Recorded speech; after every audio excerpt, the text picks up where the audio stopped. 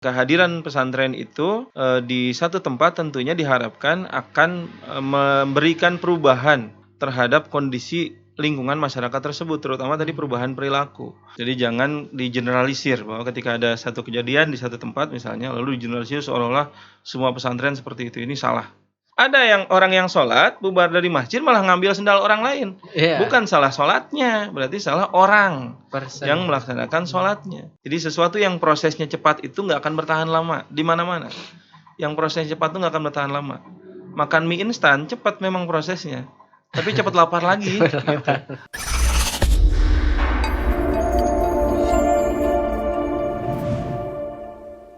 Assalamualaikum warahmatullahi wabarakatuh, Sobat IDTV. Kembali dengan saya Andre Abdul Aziz yang akan menemani sobat-sobat semuanya dalam program kesayangan kita, Podcast Idrisiyah. Dan telah hadir bersama kita Ustadz Asep Deni. Assalamualaikum Ustadz. Waalaikumsalam warahmatullahi wabarakatuh. Alhamdulillah bisa bersilaturahmi kembali dengan kami. Dan kita akan berbincang-bincang kemarin mengenai pendidikan. Sekarang kita akan membahas tentang pesantrennya. Pesantren, ya, pesantren. Saya ingin bertanya, apa sih makna pesantren sebagai lembaga pendidikan? Ya, pesantren ya. Pesantren ini sebuah atau salah satu dari sekian banyak jenis lembaga pendidikan. Jadi pesantren ini bagian dari lembaga pendidikan. Kalau di Sunda itu disebutnya, istilah orang Sunda itu pesantren itu pasantrian. Pasantrian itu artinya tempat santri berkumpul. Gitu. Nah, pesantren ini lembaga pendidikan yang sudah ada sebelum Indonesia merdeka. Makanya disebutnya lembaga pendidikan indigenous. Indigenous itu lembaga pendidikan pribumi atau asli. Jadi sebelum ada lembaga pendidikan apapun di Indonesia ini, pola pendidikan dengan pola pendidikan pesantren itu sudah ada. Berasrama, dibina 24 jam, itu sudah ada. Nah, seiring berjalannya waktu, jumlah pesantren semakin banyak, semakin bertransformasi bentuk-bentuk pesantrennya, sampai akhirnya tahun 2019 yang lalu pemerintah mengeluarkan undang-undang, mengesahkan undang-undang nomor 18 tahun 2019 tentang pesantren. Gitu. Jadi pesantren itu kaitan dengan pendidikan apa ya? Sangat berhubungan sekali karena pesantren itu bagian dari lembaga pendidikan, atau pesantren itu lembaga yang menyelenggarakan proses pendidikan, itu pesantren. Gitu. Oke, berarti pesantren itu adalah lembaga pendidikan tertua ya kita sebutnya. Betul, sebelum tertua. Sistem pendidikan yang dibawa oleh Belanda, oleh Jepang gitu ya, masa penjajahan dulu. Berarti pesantren itu sudah ada. Polanya ya, pola pesantren. Sistemnya gitu ya. Betul. Ya.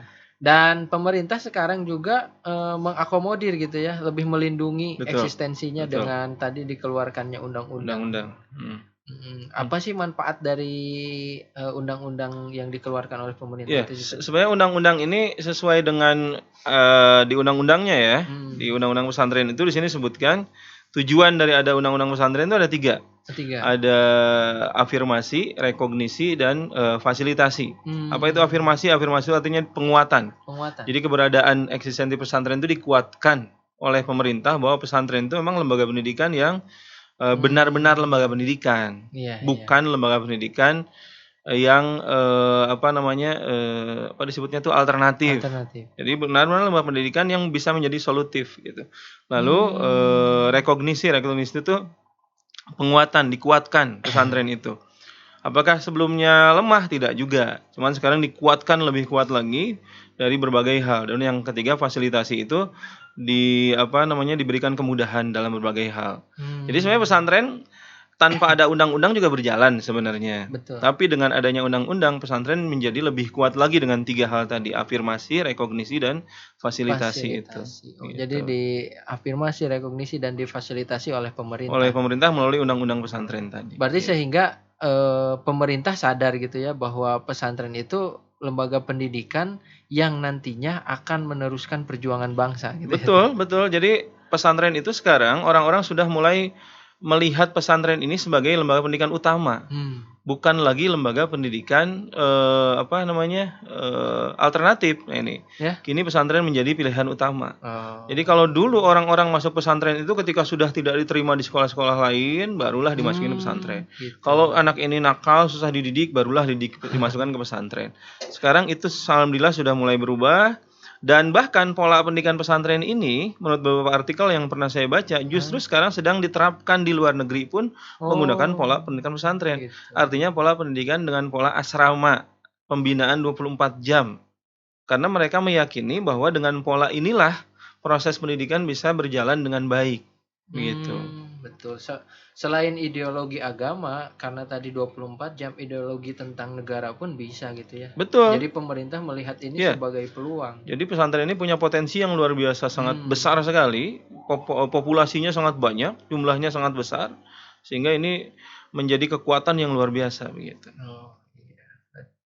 Jadi tentu kita pesantren-pesantren yang ada terbantu dan khususnya terima kasih dengan adanya hadir undang-undang ini gitu. Dan yang selanjutnya kita tahu bahwa pesantren itu lokasinya berada di tengah-tengah masyarakat. Dan masyarakat yang ada pun mungkin bukan bisa kita kategorisasikan berbagai macam gitu ya, karena kita tahu Indonesia itu berbagai macam suku, bangsa, dan juga pemahaman-pemahaman yang tentu ini menjadi fungsi pesantren di masyarakat gitu. Betul. Nah, Ustadz melihat fungsi pesantren di masyarakat seperti apa? Ya, pesantren ini kan lembaga pendidikan. Lembaga pendidikan itu artinya lembaga yang melakukan proses perubahan perilaku manusia sesuai dengan arti pendidikan itu. Jadi pendidikan itu artinya proses perubahan perilaku. Lembaga pendidikan artinya lembaga yang melakukan proses itu. Nah, lembaga pendidikan itu tentunya harus berada di tengah-tengah masyarakat. Karena itulah yang dibutuhkan oleh masyarakat. Ya, seperti halnya kalau lihat tarik ke belakang sejarah para nabi diutusnya di tempat-tempat yang memang masyarakat tersebut butuh pembinaan, butuh pendidikan. Nah, kehadiran pesantren itu di satu tempat tentunya diharapkan akan memberikan perubahan terhadap kondisi lingkungan masyarakat tersebut, terutama tadi perubahan perilaku. Ada 3 fungsi pesantren itu, kalau menurut undang-undang pesantren ya. Satu, fungsi pendidikan. Nah, ini tadi pendidikan itu berarti fungsinya fungsi bagaimana mendidik masyarakat untuk melakukan perubahan perilaku. Yang tadinya tidak baik menjadi baik, yang tadinya kurang akhlaknya kurang baik menjadi baik. Pokoknya perubahan yang ke arah yang lebih baik, perubahan sikap dan perilaku. Yang kedua, fungsi dakwah. Dakwah ini artinya mengajak kepada kebaikan. Da'a yad'u, mengajak ya. Jadi mengajak orang-orang, mengajak masyarakat, mengajak manusia pada umumnya kepada kebaikan. Karena bicara tentang pesantren maka bicara tentang Islam, maka bicara tentang dakwah dan semua yang berhubungan dengan kebaikan gitu. Maka di fungsi yang kedua adalah fungsi dakwah. Yang ketiga, fungsi pemberdayaan masyarakat. Jadi keberadaan pesantren itu harus bisa memberdayakan masyarakat yang ada di sekitar pesantren. Dengan apa? Ya dengan aktivitas ekonomi, dengan aktivitas sosial, dengan aktivitas kepemudaan, dengan aktivitas peranan wanita, dan aktivitas-aktivitas lainnya yang akan memberdayakan masyarakat sekitar. Gitu. Jadi eksistensi pesantren itu bisa benar-benar dirasakan oleh masyarakat. Jadi bukan hanya ada di situ, keberadaannya masyarakat nggak tahu, sampai akhirnya terjadilah seperti yang terjadi beberapa waktu yang lalu gitu. Nah, ini contoh bagaimana pengelolaan pesantren yang tidak benar. Jadi pesantren itu seperti itu harusnya, sesuai dengan 3 fungsi tadi ya, pendidikan, dakwah dan pemberdayaan masyarakat. Gitu. Berarti fokus utama atau tadi kembali ke fungsi ya tadi. Berarti fokus utama itu bukan hanya kepada peserta didik dalam hal ini santrinya gitu ya. Tapi pendidikan untuk masyarakat juga harus ada gitu ya. Dakwahnya untuk mengajak kepada kebaikan dan juga kemandirian dalam hal penguatan segala aspek di masyarakat gitu ya. Tentang kemandirian ekonomi tadi. Ini apa yang sudah dilakukan? Bukan hanya ekonomi mungkin kali ya. Semuanya akhirnya fungsi. Ketiga fungsi itu. Kemandirian untuk masyarakat.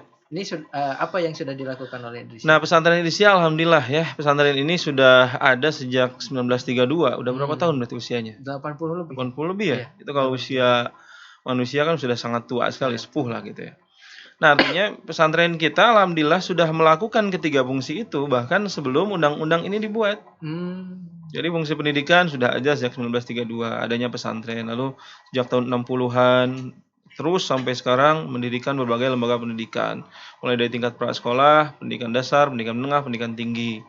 Fungsi yang kedua dakwah jelas. Ini kegiatan-kegiatan dakwah yang dikembangkan oleh pesantren Indonesia ini luar biasa, nggak pernah berhenti. Pimpinan kita Syekh Akbar Muhammad Fatur Rahman terus beliau nggak pernah berhenti berdakwah, baik melalui tabligh secara langsung gitu ya, pengajian di satu tempat ke tempat lain, ataupun melalui digital atau melalui televisi yang sekarang kan sudah ada di TVRI, kajian tasawuf Serambi Islami. Nah itu belum lagi yang kajian-kajian online. Itu dakwah itu artinya mengajak, menyeru manusia kepada kebaikan. Itu dilakukan. Yang terakhir pemberdayaan masyarakat pun dilakukan. Misalnya dengan menciptakan lapangan kerja melalui ekonomi, pemberdayaan ekonomi umat. Ya, dibuatlah misalnya koperasi, retail, minimarket dan lain sebagainya. Jadi terus berkembang gitu. Ya terus berkembang sehingga umat bisa merasakan. Kurang enak ya. Sehingga umat bisa merasakan. Umat, masyarakat sekitar bisa merasakan bagaimana kebereksistensi pesantren itu terasa oleh umat. Bahkan beliau Syekh Akbar Muhammad Fatur Rahman ingin agar masyarakat merasakan fungsi yang ketiga ini. Contoh, belum lama ini 2 minggu yang lalu beliau sambil aktivitas olahraga goes keliling bagi-bagi sembako ke masyarakat. Gitu. Jadi banyaklah contoh-contoh lain. Artinya ketiga fungsi itu alhamdulillah di Pondok Pesantren Indonesia ini sudah dilaksanakan.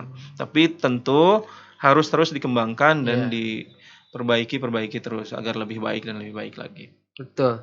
Berarti dengan kemandirian pesantren, tugas pemerintah juga menjadi lebih terbantu gitu. Betul. Ya. Kita katakan bahwa sehingga mungkin ini yang dilihat oleh pemerintah.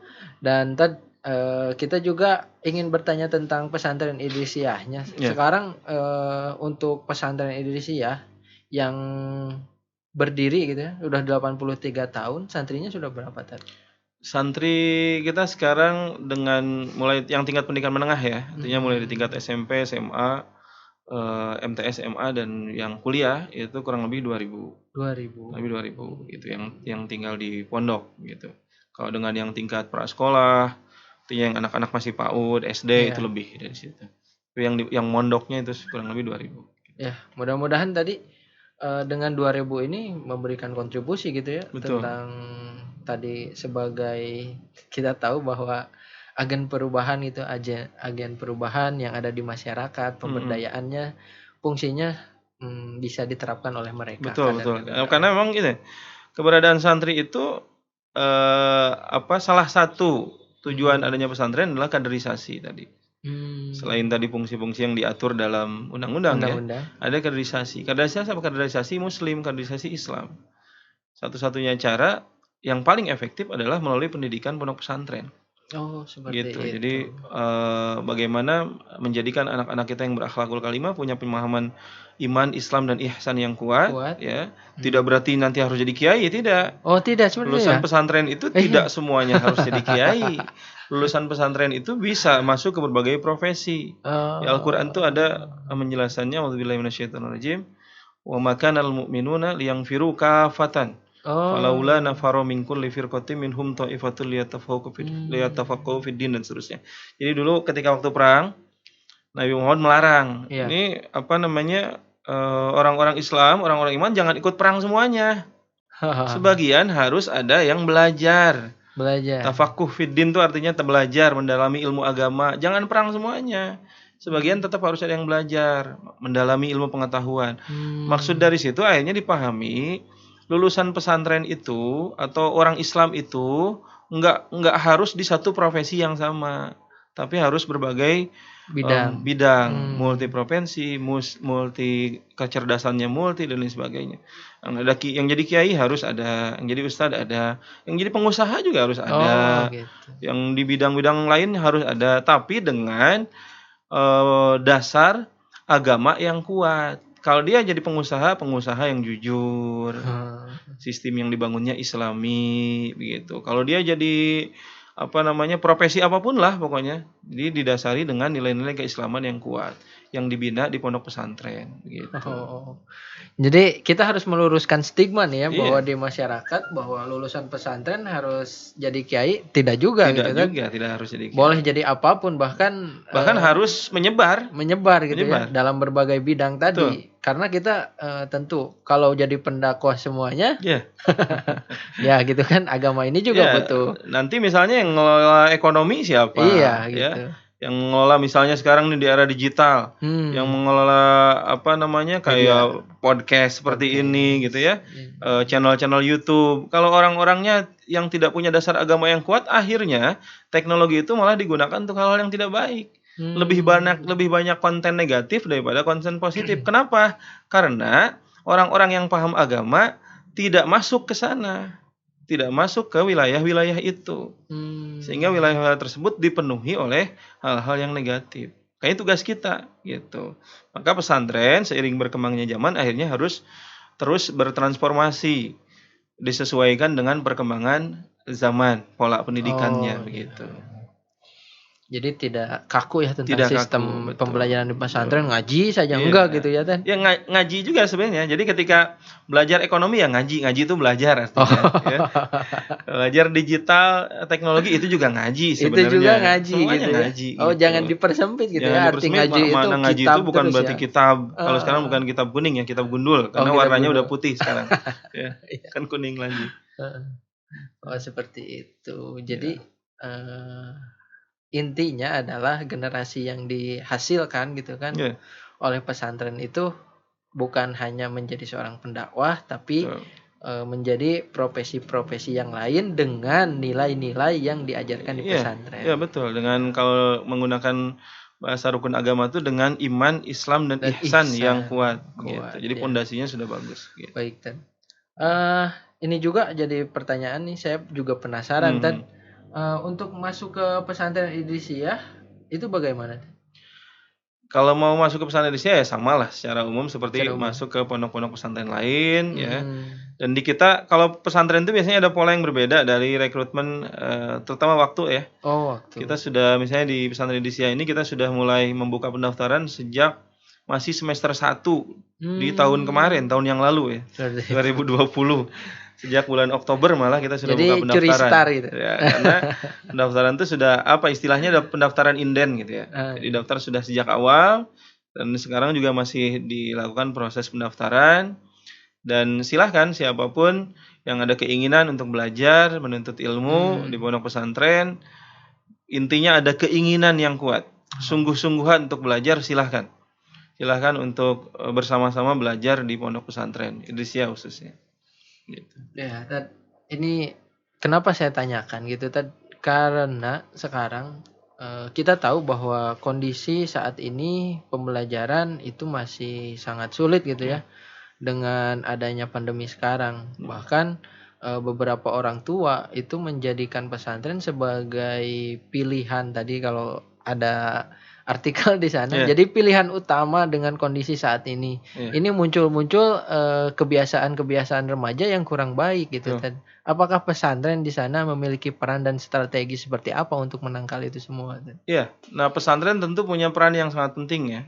Pesantren sebagai lembaga pendidikan, pesantren sebagai fungsi dakwah dan pemberdayaan masyarakat juga sama punya peran yang sangat penting. Baik secara kelembagaan pesantrennya maupun secara personal orang-orang yang ada di pesantren, yaitu ustadz, kiai gitu ya. Itu punya peran yang sangat penting untuk membantu adik-adik kita, saudara-saudara kita di tengah kondisi pandemi yang sampai hari ini belum selesai, malah tambah lagi sekarang ada Omikron ya. Udah mau selesai datang lagi Omikron gitu. Nah, saya sering sampaikan ya ke guru-guru, ke santri juga atau ke orang tua santri sering sampaikan bahwa anak-anak kita sekarang ini perlu dibantu. Kondisi yang mereka hadapi sekarang ini sangat berat. Contoh, saya sering mencontohkan dulu waktu saya masih SD tahun 90-an. Televisi itu hanya ada satu televisi swasta, RCTI. RCTI gitu. Film itu dulu ya Doraemon gitu ya, Satria Wajah Hitam. Tontonan anak-anak hanya seperti itu saja. Jadi setiap hari Minggu nonton bareng, teman-teman satu kelas di satu tempat. Hari Senin masuk sekolah yang diceritakan film yang ditonton kemarin. Cuma setengah jam itu. Yeah. Artinya tantangan kita dulu, saya dulu ketika masa SD, godaannya lah gitu. Godaannya nggak banyak, hanya segitu-gitunya. Selebihnya apa? Ya bercanda, main dan lain sebagainya. Anak-anak sekarang luar biasa tantangannya. Dari internet, HP, lingkungan dan lain sebagainya. Maka anak-anak ini nggak bisa kita salahkan. Justru harus kita bantu. Mereka kasihan, mereka hidup di tengah tantangan yang sangat berat sekali. Godaan yang luar biasa berat sekali. Maka tugas lembaga pendidikan, dalam hal ini pondok pesantren, termasuk orang-orang yang di dalamnya, adalah membantu memfasilitasi anak-anak ini agar mendapatkan pendidikan agama yang cukup. Mendapatkan pembinaan akhlak yang cukup, ya. Boleh nggak main HP? Boleh, karena sekarang zamannya nggak bisa kita larang. Betul. Tapi harus diimbangi dengan ilmu agama yang cukup, pendidikan agama yang cukup, gitu. Jadi nggak bisa dihilangkan, karena sekarang sudah zamannya seperti ini. Gitu. Misalnya nggak boleh main HP sama sekali, nggak bisa, karena sekarang zamannya sudah seperti ini. Inilah tugas kita sekalian. Jadi kasihan anak-anak kita sekarang ini, anak-anak yang hidup di tahun 2000 kesinilah ya. Apalagi sekarang sudah 2021 dan seterusnya, ini tantangannya semakin berat. Maka tugas pesantren, lembaga pendidikan, orang tua, ya, para guru ini membantu mereka semuanya. Ya. Gitu. Ya, berarti menjadi tadi kalau dikatakan itu mungkin yang jadi maksud bahwa pesantren itu bukan jadi alternatif lembaga pendidikan lagi, tapi menjaga solutif. Ya. Dan ini juga yang jadi masalah nih tadi. Yeah. Jadi ketika di satu sisi orang tua perlu anak yang membina dan membimbing mereka dalam sisi akhlak, tapi sekarang muncul isu-isu yang kurang baik tentu dengan kita bahas tadi bahwa ada yang viral nih tentang pesantren, yaitu siapa? Heri Wirawan itu ya, HW ya. Kita juga udah tahu tentang masalah itu. Nah, ini kita juga pernah bahas nih kan, bahwa corak pendidikan pesantren kita adalah tasawuf. Apakah tasawuf bisa gitu memberikan kenyamanan, keamanan, khususnya dalam pesantren ada santri di dalamnya? Yang pertama kita lihat antara orang ini dengan lembaga pesantren harus dibedakan.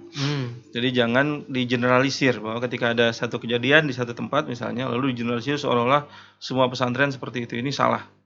Jadi masalah yang terjadi di satu tempat berarti itu ada oknum yang menyalahgunakan posisi ustadz, lembaga pesantren disalahgunakan. Biar itu diselesaikan oleh kepolisian dan sudah kita lupakan. Ya, karena itu tidak terlalu penting. Itu akan mengganggu berjalannya pesantren gitu. Itu jadi evaluasinya siapa? Ya orang-orang yang punya tanggung jawab terhadap pesantren. Lembaga-lembaga yang punya tanggung jawab pesantren, misalnya Kementerian Agama, pemerintah setempat. Kok bisa sampai nggak kontrol seperti itu? Tapi pada prinsipnya pesantren itu tidak ada yang mengajarkan sesuatu yang tidak baik. Semuanya pasti mengajarkan kebaikan. Kalau ada yang seperti itu berarti bukan pesantrennya, tapi orangnya. Jika dalam Islam tuh gini, tidak ada syariat Islam yang salah. Kalau ada yang salah setelah melaksanakan syariat itu bukan salah syariatnya, tapi salah orangnya. Misal sholat itu innas sholata tanha 'anil fahsya'i wal munkar. Sholat itu mencegah perbuatan keji dan munkar. Ada orang yang sholat bubar dari masjid malah ngambil sendal orang lain. Bukan salah sholatnya, berarti salah orang yang melaksanakan sholatnya. Pesantren juga secara kelembagaan nggak salah, udah diatur bahkan sekarang aturan. Adapun kalau sampai terjadi hal seperti itu bukan salah lembaga pesantrennya, tapi orangnya, oknum lah kita sebutnya. Dan itu sudah diselesaikan dan sekarang pesantren-pesantren saya pikir sudah di rel yang benar dan menjalankan program pesantren dengan baik, proses pendidikan, dakwah dan pemberdayaan masyarakat tadi gitu. Lalu tadi kaitannya dengan pendidikan tasawuf. Di bagian sebelumnya kita pernah bahas bahwa di Idrisiyah ini yang kedepankan adalah pendidikan tasawuf ya. Dengan tetap melakukan atau tidak meninggalkan tauhid dan fikih. Tasawuf yang diunggulkan. Nah, pendekatan tasawuf ini kan pendekatan hati. Ya, pendekatannya ke qalbu ya. Jadi kalau pendekatan hati ini, kalau bahasa dalam pendidikan itu pendekatannya penyadaran bukan pemaksaan. Kalau pemaksaan itu proses pendidikannya bisa instan, bisa cepat karena dipaksa. Jadi merubah santri dengan dipaksa itu prosesnya bisa lebih cepat. Tapi hasilnya akan cepat hilang. Jadi sesuatu yang prosesnya cepat itu nggak akan bertahan lama di mana-mana. Yang prosesnya cepat itu nggak akan bertahan lama. Makan mie instan cepat memang prosesnya, tapi cepat lapar lagi. Gitu. Jadi kalau makan nasi yang bergizi gitu ya, prosesnya lama, sedikit tapi kenyang gitu dan bertahan lama. Nah, proses pemaksaan ini bisa saja merubah santri dalam waktu yang cepat tapi tidak akan bertahan lama. Nah, yang kedua proses penyadaran. Proses penyadaran ini prosesnya lama. Lama sekali, nggak bisa instan prosesnya. Karena disadarkan, kalau dibicara disadarkan yang disentuh bukan otak tapi hati. Misalnya, di pesantren dibuat aturan tentang peribadatan, sholat. Disadarkan dulu yang langkah utamanya bahwa sholat itu adalah kewajiban. Kalau kewajiban, bukan hanya kewajiban, bahkan kebutuhan. Ketika sudah sadar bahwa sholat itu kewajiban dan kebutuhan, maka ketika santri tersebut melaksanakan sholat atas dasar kesadaran diri. Tapi kalau semuanya dipaksa, atas dasar awalnya dengan paksaan, nanti yang muncul itu semua paksaan dan sebagainya. Jadi langkah awalnya adalah penyadaran. Penyadaran ini prosesnya memang lama, tapi hasilnya insya Allah permanen. Karena prosesnya lama. Seperti sebelumnya kita bahas bahwa proses pendidikan itu tidak bisa instan, tapi butuh waktu yang lama, harus tulus zaman, begitu. Nah, dengan pendekatan tasawuf ini, maka permasalahan-permasalahan yang tadi misalnya terjadi, kenapa sih sampai ada sekelas orang yang katanya pimpinan pesantren, yang katanya ustadz, saya nggak sebut ustadz, katanya ustadz, sampai berani melakukan hal seperti itu. Berarti ada yang salah. Dari mana ya? Semuanya dimulai dari hati dulu. Hatinya kotor, hatinya nggak bersih, jauh dari agama, ya. Walaupun yang dikelolanya lembaga agama, tapi ternyata jauh dari agama. Gitu. Akhirnya sampai berani melakukan hal-hal yang dilarang. Gitu ya? Betul, karena semua pergerakan fisik itu tergantung pergerakan hati. Gitu. Maka nilai tasawuf lah yang menyentuh di sana. Gitu. Iya, berarti jangan takut bahwa dengan isu-isu yang ada, bahwa pesantren itu aman sebetulnya. Jangan digeneralisir bahwa generalisir dan sudahlah dilupakan. Tidak perlu dibahas. Dan kenapa bisa terjadi seperti itu? Ya tadi kalau dalam sisi pandangan tasawuf itu kembali lagi ke hati ya. Betul. Gitu. Nah, ini ada berita tadi, kita coba lihat. Nah, ini juga tentang siapa? Heri Wirawan tadi ya. Masyarakat harus jeli membedakan. Yang membedakan pesantren, benar-benar pesantren, dan yang bukan pesantren itu seperti apa? Ya, secara sekilas memang agak sulit ya yang membedakan ini pesantrennya benar atau enggak ya secara sekilas gitu. Kan kalau kita ngelihatnya asal ada plang pesantren gitu. Lalu kelihatan ada lembaga pendidikannya, ada santrinya, udah pesantren gitu. Tapi memang di undang-undang pesantren, kembali lagi nih, di undang-undang pesantren yang dibuat oleh pemerintah itu diatur. Jadi ada 5 persyaratan sebuah pesantren itu dikatakan pesantren. Atau kalau bahasa santrinya arkanul ma'had, rukun ma'had. Jadi ada 5, yang pertama harus ada kiai. Yang kedua, kiai itu artinya pimpinan pesantren. Pimpinannya, pengasuhnya. Yang kedua harus ada santri. Santri ini orang yang diasuhnya, yang tinggal di asramanya. Yang ketiga ada asrama. Jadi pesantren itu konsekuensinya ketika membuka pesantren harus menyediakan tempat tinggal untuk santrinya, yaitu asrama. Yang kalau bicara asrama satu paket, ada asrama, ada toilet dan lain sebagainya. Gitu ya. Terus yang keempat ada masjid atau tempat ibadah atau musola gitu ya. Itu harus ada di dalam pesantren. Yang terakhir ada kitab yang dikaji di sana. Ada referensi kitab yang dikaji di sana. Bicara tentang kitab maka bicara tentang sanad berarti di sana. Sanad dari pesantren tersebut nyambungnya kemana itu harus dicek, silsilahnya kemana. Jadi ketahuan kebenaran pesantren itu seperti apa. Nah, yang diatur dalam undang-undang itu seperti itu. Begitu. Jadi walaupun niatnya baik, ingin mendidik masyarakat, ingin mengembangkan agama di tempat tersebut, tetap jangan melupakan tadi aturan itu yang secara kelembagaan yang dibuat oleh pemerintah ya. Tapi secara prinsip kalau orang mau mendidik, mau mengajar ya silahkan saja. Tapi itu namanya bukan pesantren mungkin, misalnya madrasah. Misalnya jadi kalau ada pesantren, ya, tapi santrinya ada tapi tidak mondok. Itu kategorinya bukan pesantren. Oh, bukan pesantren. Tapi bukan berarti tidak boleh melakukan pengajian, silahkan. Misalnya di banyak di kampung-kampung kan ada yang ustadz buka pengajian di rumahnya. Betul. Itu nggak apa-apa, silahkan dikembangkan. Tapi kalau menjadi pesantren itu ada aturannya, begitu. Seperti itu. Jadi harus jeli gitu. Harus jeli, gitu, harus dibedakan. Tadi sesuai aturan pemerintah bahwa kiai nih khususnya yang saya garis bawahi. Jadi sekarang dengan adanya oknum ini, kiai itu menjadi apa ya? Kalau saya sebut menjadi citranya jadi turun gitu kan. Gitu. Ini menjadi hal yang bahaya gitu kan. Bahwa kita tahu bahwa kiai itu adalah seorang sosok yang ditaati gitu kan. Betul ya, mungkin sepakat gitu Tad. Figur. Nah Tad, mungkin terakhir dari sisi pesantren Idrisiyah ke depannya gitu kan Tad. Apa mimpi yang sedang dibangun di pesantren Idrisiyah? Ya, pesantren Idrisiyah dalam hal ini lembaga pendidikannya ya. Karena kalau bicara pesantren Idrisiyah banyak bagian yang dikembangkan. Kita bicara pendidikannya. Tentu bicara pendidikan ke depannya kita tidak berpikir hanya kuantitas saja. Tapi kualitas. Kualitas ini yang sekarang terus dibenahi karena di pesantren inilah proses kaderisasi. Kita mengkader manusia, mengkader umat, kader orang-orang Islam agar menjadi muslim, mukmin ya, yang baik.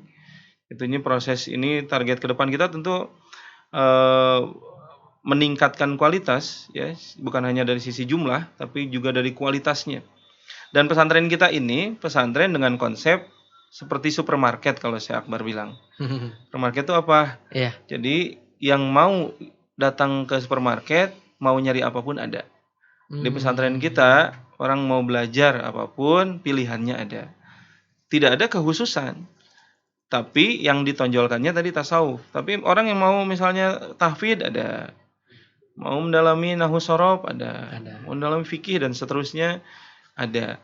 Sehingga tadi lulusan pesantren akan beragam lulusannya, bukan hanya menjadi kiai di satu disiplin ilmu ya, tapi kiai yang multidisiplin ilmu, bahkan bukan hanya kiai tapi bisa jadi tadi entrepreneur muslim, bisa beragam gitu. Nah, ini cita-cita kita ke depan itu benar-benar melahirkan santri-santri yang lulusannya itu sesuai dengan visi misi ya, menciptakan atau terwujudnya lembaga pendidikan yang mampu melahirkan peserta didik yang berakhlakul karimah, berkecerdasan multi dan mandiri gitu. Jadi kecerdasannya tidak hanya satu bidang tapi multi intelligence gitu.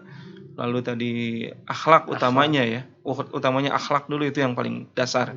Soleh dulu. Nah setelah soleh baru cerdas, setelah cerdas maka otomatis akan mandiri. Kalau udah soleh bisa dibentuk gitu. Mau jadi apapun insya Allah gitu kan, akan memberikan perubahan yang lebih baik di masyarakat dan lingkungannya. Berarti intinya saya ingin meminta kepada Ustadz untuk meyakinkan para orang tua yang saat ini khawatir bahwa pesantren itu aman ya. Aman, sangat aman sekali. Gitu. Ya, jadi untuk semuanya bahwa pesantren ini adalah lembaga pendidikan yang paling tepat untuk proses pendidikan agama anak-anak kita saat ini, bahkan ke depannya. Karena di pondok pesantren anak-anak dididik 24 jam, bukan hanya dididik akalnya, tapi semua hatinya, pembiasaan, dididik mentalnya. Jadi sering ada yang menyampaikan, kalau masuk pesantren kurang gaul, itu pernyataan yang salah. Justru ketika masuk pesantren anak itu wawasannya lebih luas. Contoh sederhana begini, orang Tasik yang sekolah di Tasik, SD, SMP, SMA, seumur-umur temannya orang Tasik semuanya. Betul.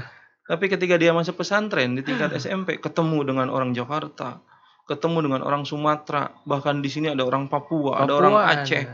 Wawasan semakin luas, wawasan semakin berkembang, teman banyak. Jadi toleransi terbangun ya? Gitu. Ilmu agama semakin kuat yang menjadi pondasi. Maka jangan khawatir, kasus yang kemarin terjadi itu sekali lagi itu hanya oknum saja, dan itu tidak bisa digeneralisir. Lembaga pendidikan saat ini yang bukan hanya menurut orang-orang yang mengelola pesantren, menurut kebanyakan orang-orang sudah mulai menyatakan dan mengakui bahwa pola pendidikan pesantren inilah adalah pola pendidikan yang terbaik dan cocok untuk saat ini. Gitu. Baik, terima kasih Ustadz, ilmunya luar biasa dan saya juga tercerahkan dan para orang tua tentunya. Sobat ID TV dimanapun Anda berada, saya ingin pamit dan sebelumnya Ustadz terima kasih telah meluangkan waktunya dan sobat-sobat semuanya jangan lupa channel Idrisia ID di YouTube-nya, di subscribe dan apabila konten ini bermanfaat bisa di-share ke teman-teman atau kerabatnya. Terima kasih, saya Andra Abdul Aziz. Wassalamualaikum warahmatullahi wabarakatuh.